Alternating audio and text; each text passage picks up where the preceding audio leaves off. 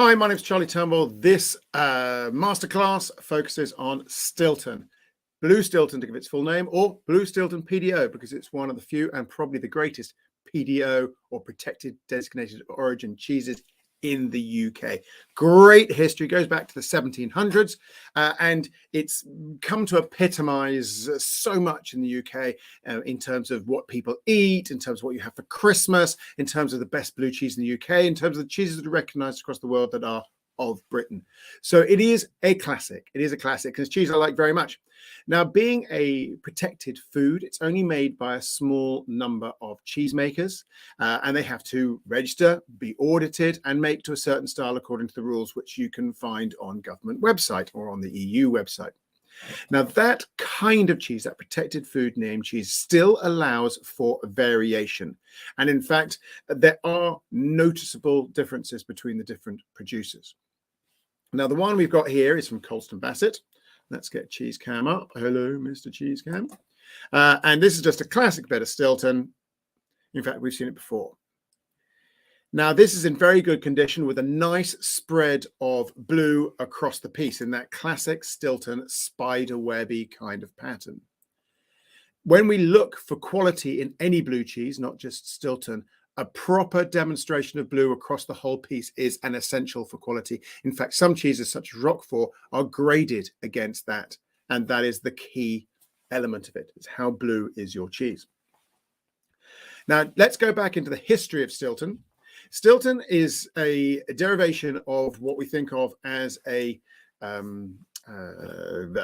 northern cheese in the UK, which is supposed to have been brought about in the cheese making by the Cistercian monks that came over with William the Conqueror in 1066.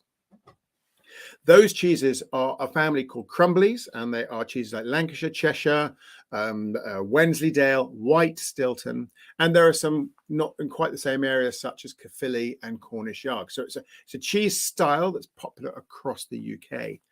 This is the most popular blue version of it. Now, these cheeses are hard cheeses, this family of Crumbleys, but they are at the softer, moister end of the hard spectrum. The curd is less densely packed, and that is the key to getting the blue into Stilton.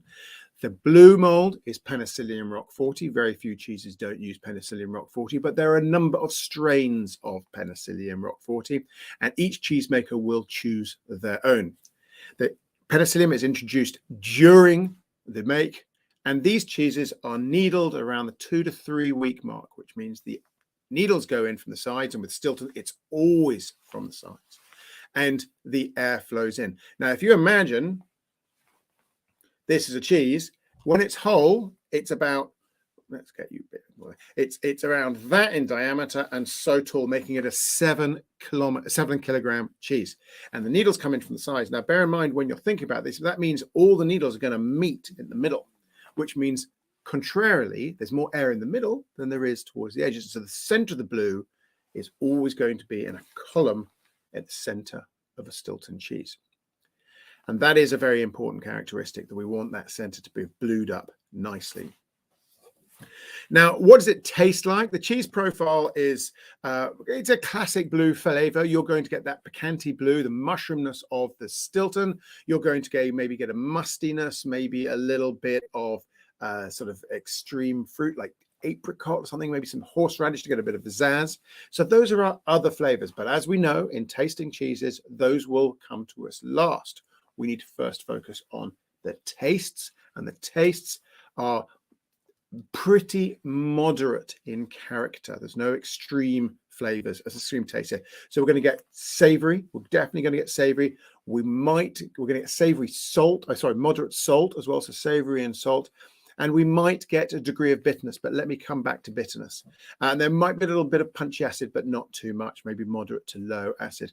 And we're going to get a low sweetness because we don't have any residual lactose from the milk, and we've not matured the cheese long enough to develop sweet notes from other sources. So majority savory, majority salt, but moderate, not high. And then let's talk about bitter for a second. When you make Stilton, bitterness comes with the territory. It's to do with the peptides breakdown. So with some Stiltons, you're going to get bitterness, and most Stiltons will have a degree of it.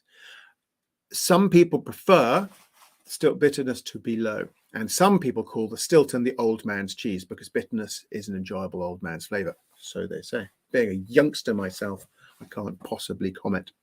So bitterness is in there, but the degree to bitterness is going to vary by cheesemaker and age of the cheese. So that's really interesting. What about the dairy flavors? We're going to get ripened dairy flavors, so not the fresh flavors of milk, cottage cheese, yogurt. We're going to get the ripened flavors of butter, cream, that kind of thing. So butter and cream are turned to be the two dominant dairy flavors in this. So let's sum that up. Moderate umami, moderate salt, variable bitter. We're going to get butter and cream, and then we're going to get this spicy mushroom that comes through with a little bit of sort of apricot-y notes and some horseradish. Some cheeses in Stilton come through with biscuit notes, sort of digestive biscuit notes, which I find very attractive, and maybe some malty notes, but that's less common. What about across the cheese? Let's bring it up here. And what will the flavors? Well, obviously the flavors are going to be, and you can see whether that the whiteness is nearer the blue as the processed paste, or the yellowness towards the rind, so the more unprocessed paste. We're going to see a dominant of flavors where the blue is compact, and those piquante blues and the musties and the mushrooms are going to be in there. Away from there, we're going to get more dominance of dairy flavors. Into the rind, we don't tend to eat the rind of Stilton. It's not that tasty. Oh yeah, but it smells nice. You know, it's got that celery note. A little bit of ammonia coming off this one, actually. And so we might go up to the edge, but we won't take that coloured note. So let me have a little flavour tasting here. Oh, I love a bit of Stilton. Stilton is one of those things that quality really matters. A lot of people who say that they don't like Stilton just haven't had a good one.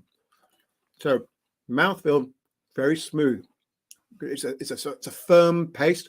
Push it up to the top of the mouth. Pushing it around, almost like a cow chewing the cud here, eating some. And this is quite a nicely matured one, so I'm getting quite dominant picante, dominant mushroom, dominant musty, which is nice, and the creamy flavors are only on a par with that.